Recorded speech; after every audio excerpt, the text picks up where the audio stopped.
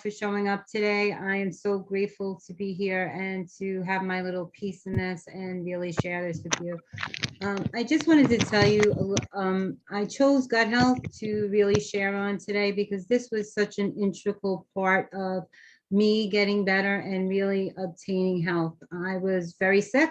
I was that girl who went from a size 3 to a size 16 very quickly without knowing why, and none of the doctors could figure it out, and I was left on my own to figure it out. And it wasn't until I really explored this very topic that I'm going to be discussing with you, and leaky gut and how it affects every aspect of our life, that I was really able to change my life around and be back in a body that I love. So I'm so grateful to be here and share this with you. I am going to pull up a slide just because we do have visual learners. So I do want you to be able to see some of what I'm talking about. I can't see the present button because this is here. There we go. Present full screen. Present.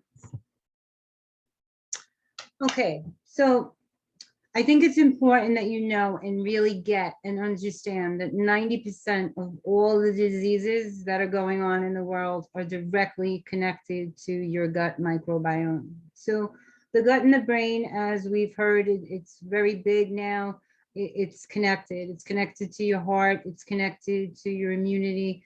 But the gut and brain both have a gatekeeper effect on every organ and system in your body. So the gut-brain axis, I don't want to make this a history lesson because I want to be able to answer you some questions and really tell you how you can really start to improve your health. Okay, so your hypothalamus in your brain acts as a gatekeeper, and it's really responsible for all of your endocrine hormones and your central nervous system. But it is responsible for everything that goes on in the periphery of your body, especially the gut. So it acts as a gatekeeper between everything that's going on in between them. Now, your gut is also a gatekeeper in your body. It has a barrier that keeps what you need, like your nutrients and your water and stuff like that, the good stuff that you need to really supply your body inside in your system, and it keeps out the bacteria and the viruses. So what leaky gut really is that barrier, which consists of hundreds of millions of cells lined up side by side, and it forms a tight junction, it starts to separate and little tiny holes appear in that barrier, and it no longer functions as a system that it's meant to be. And all those things that are meant to stay in leak out, and they go, all the waste, the bacteria, that all leaks out and goes through your blood system. And that's why symptoms of leaky gut are so hard to detect, and there's really no definitive test for it, because symptoms can appear anywhere on your body, from your skin to, you can have inflammatory bowel disease, any of those things. So it is directly connected. So what dysbiosis really is, it's just your good and your bad bacteria, and there's an imbalance in that. So I don't want to make it out to be this big science lesson. It just means that now the bad bacteria is much higher than the good bacteria, and because of that, your body's not able to function the way it regularly does, and it's affecting your health. So this is the connection to the brain, its connection to all illness. And we're going to go over some tips and tricks on really how to get rid of this. So I just wanted anybody who's a visual person to really see and really get how all the systems that are affected, because this is your healthy side here and how it's connected, and you see the good gut microbiome. And then over here, you have the disease process, the dysbiosis and everything that's going on. So it's connected like that. So It includes, like I said, all the endocrine organs, actually the endocrine hormones and the nervous system. That's a typo, sorry about that.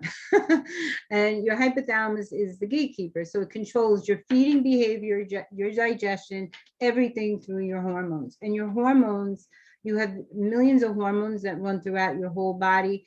It's responsible for inflammation. It's responsible for your sex drive. It's responsible for everything. All of these hormones send messages to the next hormone and the next hormone, and it's just like a domino effect. They all impact one another. So I told you about the unhealthy bacteria, and that's what these are, all the systems that it affects. So there's a very strong link between your gut and your brain. So a lot of people feel sad and they just don't know why. And I was at a stage, because this was what I was suffering with, where I couldn't tie my shoes without crying. I just had very erratic behavior. I was depressed all the time, and I really didn't understand why. I was putting on weight at like a very increasing weight, like 60 pounds in a very short amount of time. I went to the doctors, and doctors said, oh, maybe you're happy in your marriage, or,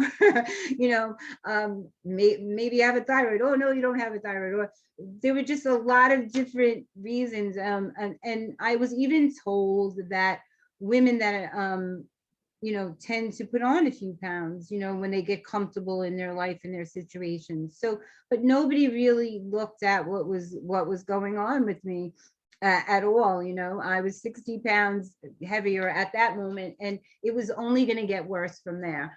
I put on about 120 pounds, and then I woke up in the morning one day, and I really couldn't stand to look at the person looking back at me. I was that person that was that little skinny 3, size 3. So I knew that I was capable of getting to that. And I think that drive was what really made me want to get back to where I was. I was that nurse that was running for a stat, and I was always the first one there. And I remember that last day that I was running up the stairs, and I thought they were going to call 911 for me. I said, something's got to change.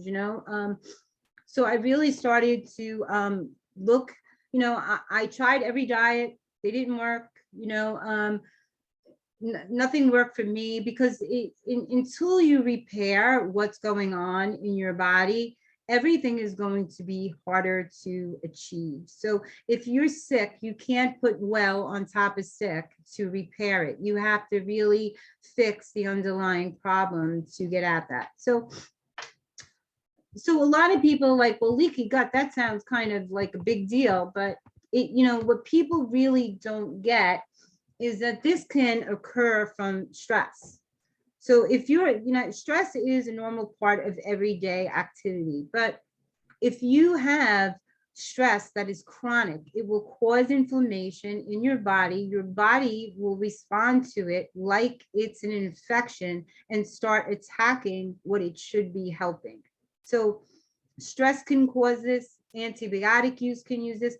In some cases, this can be passed down through genetics, but there are so many different ways you can get that. But one of the major culprits is the type of diet that you're eating, times of day you're eating, the types of food you're eating, how often, when you're eating. These all have an impact on your gut and your hormones.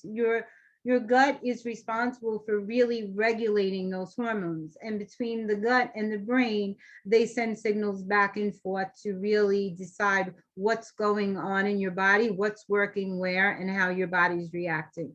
So this is very connected to a lot of mood disorders and anxiety.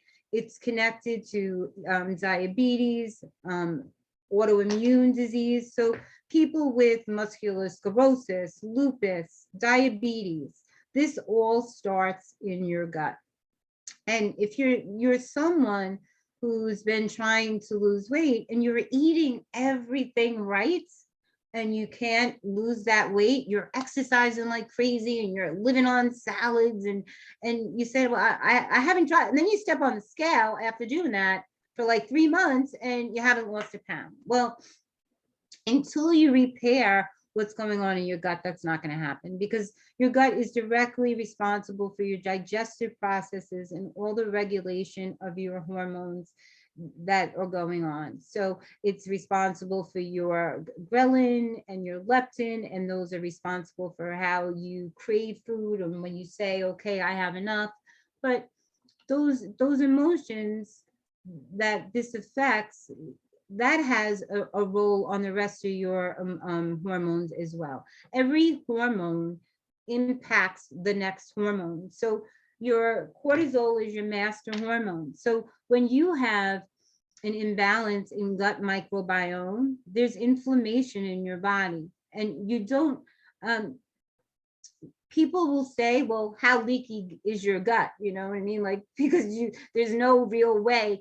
I mean, there are biomarkers to see if this is a possible scenario to what's going on, but there's no real definitive test, which leaves a lot of people suffering with all kinds of symptoms, irritable bowel syndrome, celiac disease. It makes you a higher risk for having food insensitivities, and it just really makes it hard to have bowel movements. Like, people will have constipation alternated with diarrhea.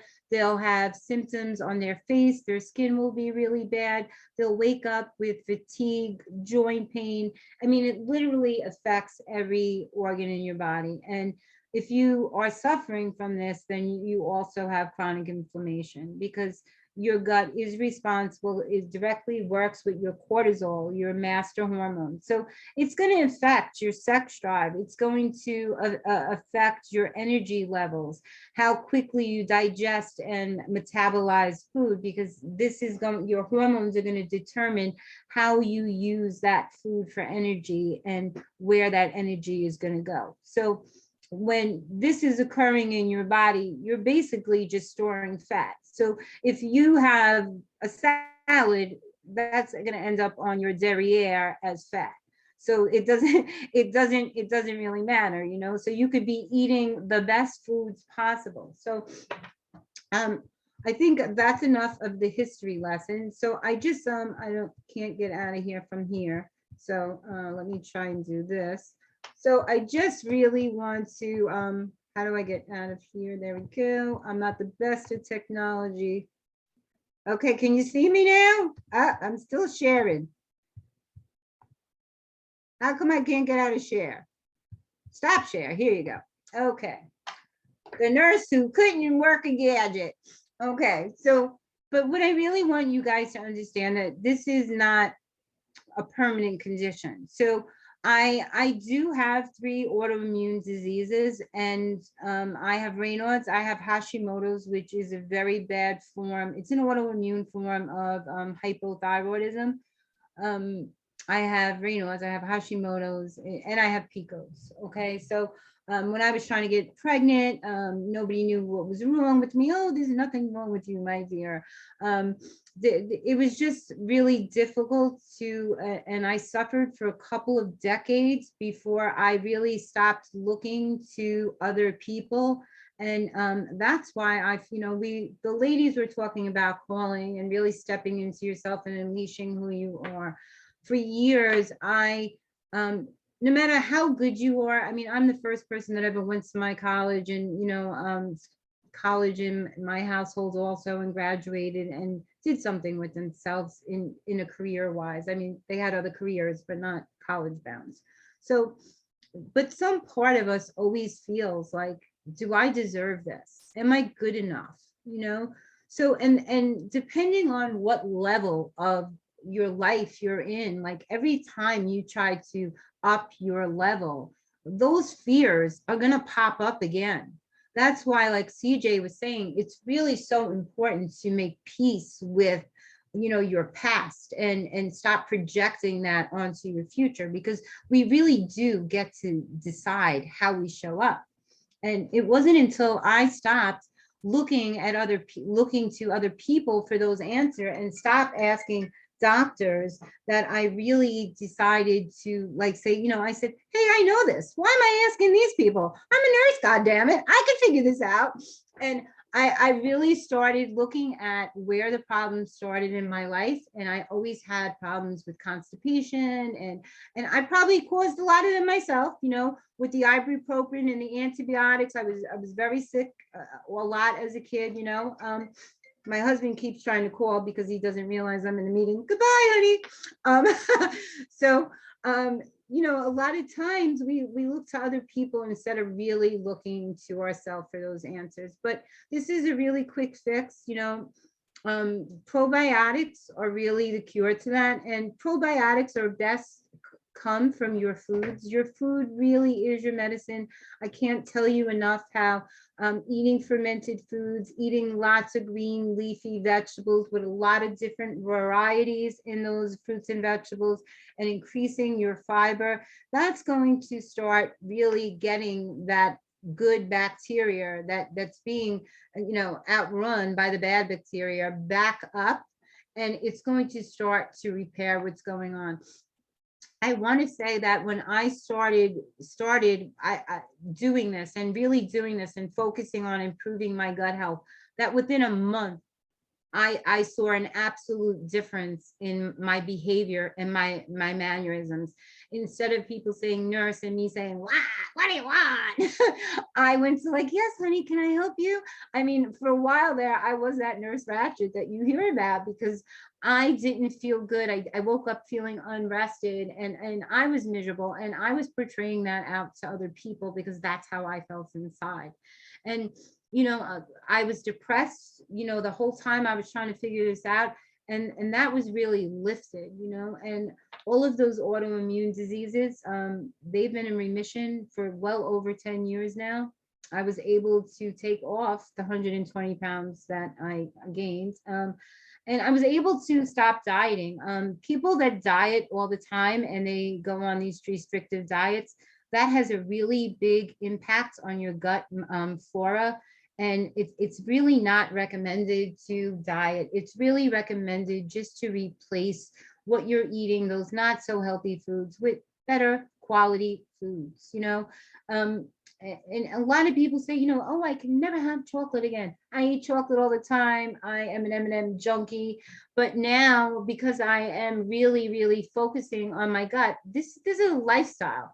I have kefir every day. I'm sucking on chewing a pickle, not sucking on a pickle, chewing a pickle. I'm having all these things that I know that are good for me. Those olives, those green leafy vegetables, because inflammation is a big part of gut brain axis. And if there's anything wrong within that system between the brain and the gut, the hypothalamus and the gut, or even in the periphery, which the hypothalamus manages, you are going to have inflammation. You are going to have joint pain.